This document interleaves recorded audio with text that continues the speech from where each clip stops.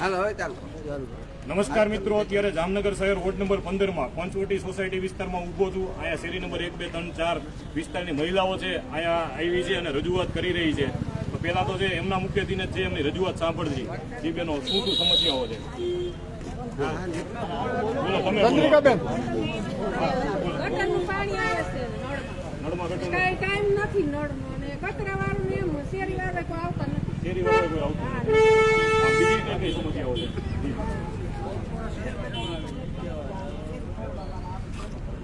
શેરી તોડવા આવે છે. શેરી તોડવા શું કામ આવે છે?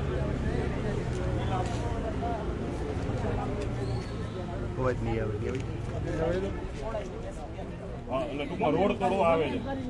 રોડ એક તોડાવી રહેશે એમ કે સામે ઈ સોસાયટીમાં જેમ તમે એમ ન કહેતા કે આ સોસાયટી રોડ તોડવા તો કોર્પોરેશન વાળા આવે છે. રોડ તોડવા તો કોર્પોરેશન વાળા આવે છે ને.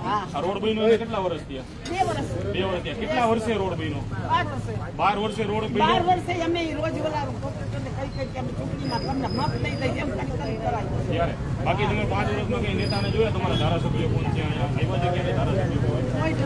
કોઈ નથી. હવે કચરાની શું સમસ્યા છે?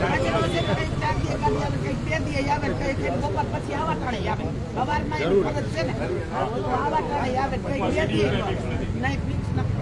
આપણે કચરાવાળા ગાડીવાળા કઈ એટલે એમ કે ગાડી ખોટવા ગઈ હતી તમારા માટે બીજી ગાડી લેવા જાવ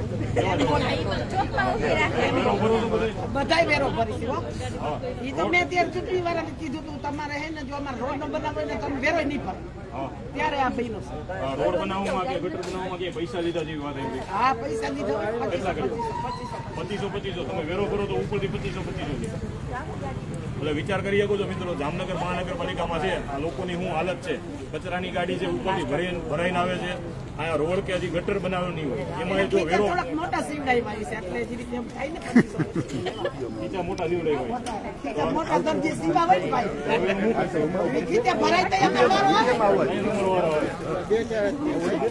વિચાર કરો કે આ વિસ્તારની જનતા જે કેટલી પરેશાન હશે કે રસ્તો વાળવા માટે કોઈ નથી આવતું. ઉપરથી જે કચરાની ગાડી આવે એ ફૂલ થઈને આવે છે, એનું કઈ ટાઈમિંગ નથી. એટલે રોડ બનાવવા માટે ગટર બનાવવા માટે ટેક્સ ભરી છે છતાં પણ છે ઉપરથી 2500 રૂપિયા લે છે. બીજા કોઈ એનું કઈ નથી.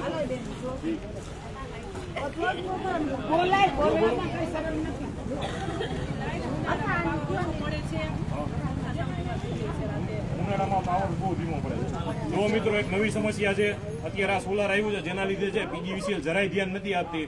ઉનાળામાં છે અત્યારે સ્માર્ટ મીટર નાખવા તો આવે છે પણ ઉનાળામાં લાઈટ ધીમી પડી જાય છે. શિયાળામાં એ વસ્તુ થતી જાય છે ને, વધી જતી ઘટી જતી.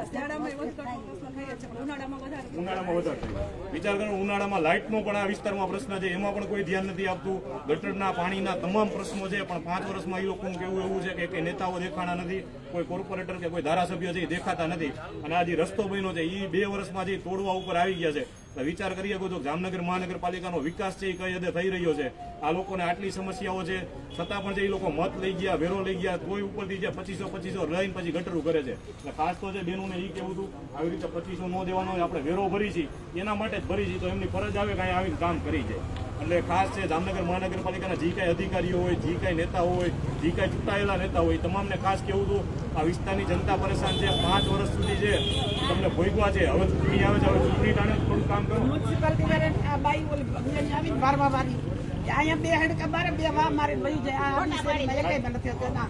ફોટા પાડી અને પછી જતી દે. હું કીધું ફોટા પાડીને વહી જાય. વારવા આવે તો ફોટા પાડીને વહી જાય. એટલે કેટલા દી આવે વારો? મહિને 15 દી વારી માટે ફોટા પાડીને વહી જાય. હા, હવે એ ભાઈ મારી વાત ખોટી છે. ખીચા મોટા હોય તો ખીચા મોટા હોય તો હવે જરાક તમે લાગ્યા છો તો જરાક સરકારને શું કેવો તમારું કામ કરે કે ન કરે? તમારે કરવું હોય તો એને કેવો કરે હવે અમારું કામ કરો, નકર પછી અમારે મત ભૂલી જાય. પેલા પાણી